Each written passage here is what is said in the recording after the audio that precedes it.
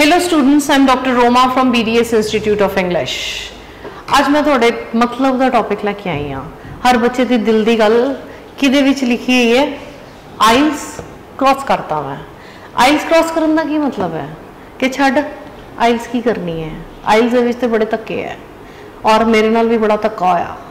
हर बच्चे नाल एक अद्धी बार तो जरूर धक्का हो ही जाता है। और वो धक्का की होंदा है, चलो आप हर मॉड्यूल दे विच लैके देखते हैं कि आइल्स दे विच स्टूडेंट कहता है मैम मैनू तो एग्जामिनर ने सिर्फ 5.5 बैंड दिते। तुसी कभी ऑब्जर्व करना, यही कहते हैं बच्चे। और जोड़े बच्चे सुन रहे हो उन्होंने भी पता है कि वो यही कहते हैं, कहते मैंने तो एग्जामिनर ने 5.5 बैंड दिते। कभी कहते हैं कि मेरे 5.5 बैंड आए?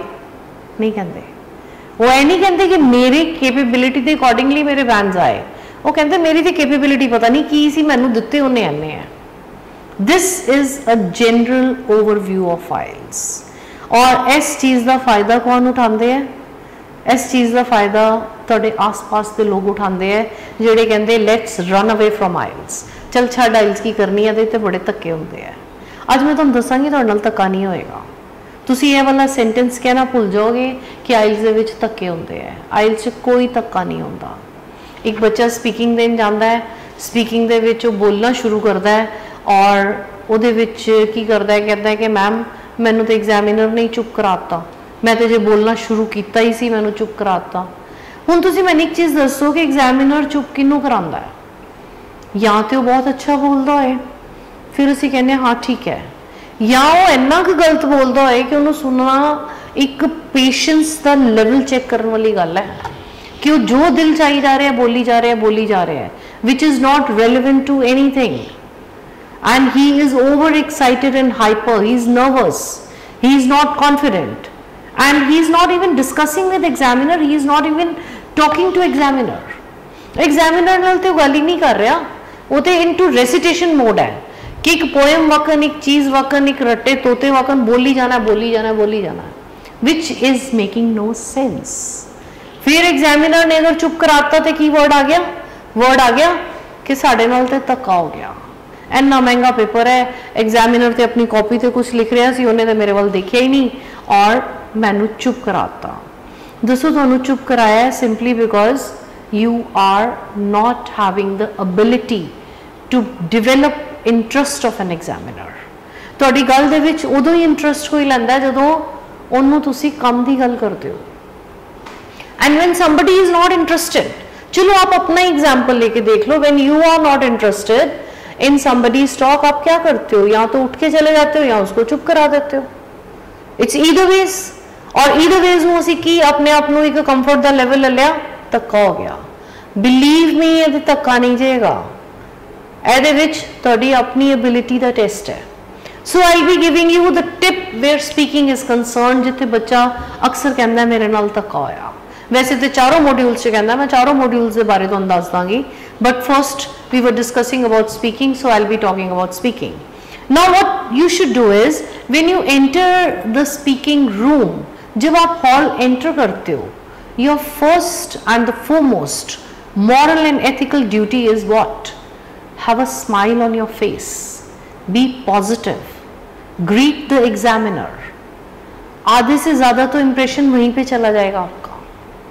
When the conversation begins, जब कॉन्वर्सेशन स्टार्ट होती है तब आप उसकी चीज को ध्यान से सुनो, what question he is asking and what is it demanding from you. वो क्या डिमांड कर रहा है आपसे?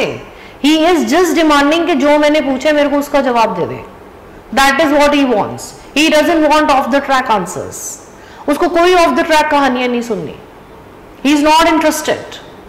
ही is just interested in your sentence structure, in your grammar, and the most important is he is interested in your understanding of the question. कि आपको वो question कितना समझ में आ रहा है। वो अगर पूछ रहे हैं कि आर यू वर्किंग और अ स्टूडेंट, तो इसमें आपको पता होना चाहिए कि if you are working you should have enough backup about your job profile. कि आपको पता तो होना चाहिए। और बच्चे क्या करते हैं, I have seen across, I mean बड़े बच्चे मैंने देखे हैं और मेरे से आके बहुत पूछते हैं। देखो मैं ये वीडियोस में ना अपने बहुत सारे बच्चों के एक्सपीरियंसेस आपसे शेयर करती रहती हूँ कि ये एक्सपीरियंस अगर एक के साथ हुआ है तो दूसरे के साथ भी हो सकता है। अब एक बच्चा है जिसने अच्छी खासी मास्टर्स करी हुई है, मास्टर्स करी हुई है, वो मेरे पास आके क्या पूछ रहा है, मैम मैं उसको बता दूं कि आई एम जस्ट +2। तो मैंने बोला why, you have done masters in computers, why you want to talk about that you are +2।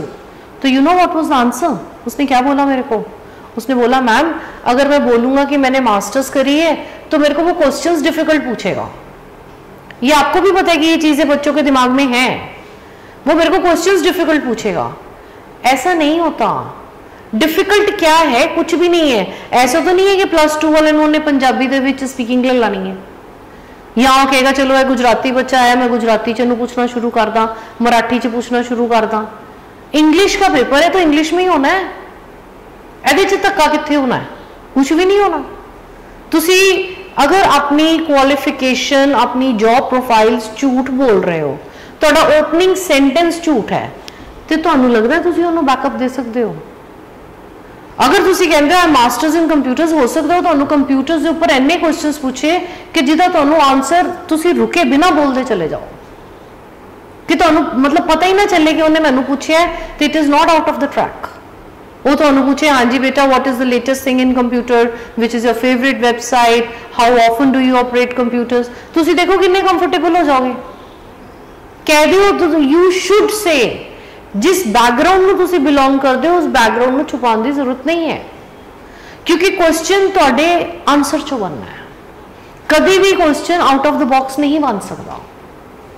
और रिमेंबर वन थिंग, एक चीज में ध्यान च रखना कि क्वेश्चंस अगर स्टार्टिंग दे कंफर्टेबल हो जान, when you speak comfortably in first 10 to 14 to 15 questions, जो तुसी 14-15 क्वेश्चन दी कॉन्वर्सेशन कंफर्टेबली दे जाते हो, that is a time when you get warmed up, तुसी वार्म अप हो जाते हो। और वार्म अप होने का मतलब है कि आराम नाल हुण मेरे नाल जिन्नी मर्जी गल्लां कर, क्यू कार्ड तुहाडा बहुत ईजी हो जाएगा। अगर तुसी स्टार्टिंग दे विच ही पैनिक कर गए, क्यों ਤੁਹਾਨੂੰ पूछी जा रहे वेयर डू यू लिव, ਰਹਿੰਦੇ ਤੁਸੀਂ ਪਿੰਡ ਚੋਂ ਤੇ ਕਹਿ ਰਹੇ ਹੋ ਸਿਟੀ, ਸਿਟੀ ਦੇ ਬਾਰੇ ਤੁਹਾਨੂੰ ਪਤਾ ਨਹੀਂ ਇੰਨਾ, ਰਹਿ ਤੁਸੀਂ ਸਿਟੀ ਚ ਰਹੇ ਹੋ ਬੋਲ ਰਹੇ ਹੋ village. Don't go in for such kind of myths, these are the myths of speaking. ਇਹ स्पीकिंग ਚ ਇੱਕ ਧੋਖੇ ਹੈਗੇ ਹੈ ਜਿਹਦੇ ਨਾਲ ਬੱਚਾ ਕਹਿੰਦਾ ਮੇਰੇ ਨਾਲ ਧੱਕਾ ਹੋ ਰਿਹਾ ਹੈ, ਧੱਕਾ तो आप ही करा रहे हैं।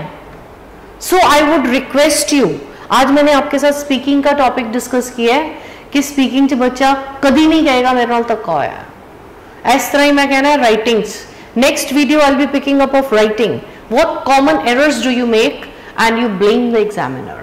आई will be telling you to test your abilities, आप अपनी एबिलिटी टेस्ट कीजिए, आप ये सेंटेंस बोलना भूल जाओगे। Thank you so much, stay safe, God really bless you, and I really wish you very good score in your finals.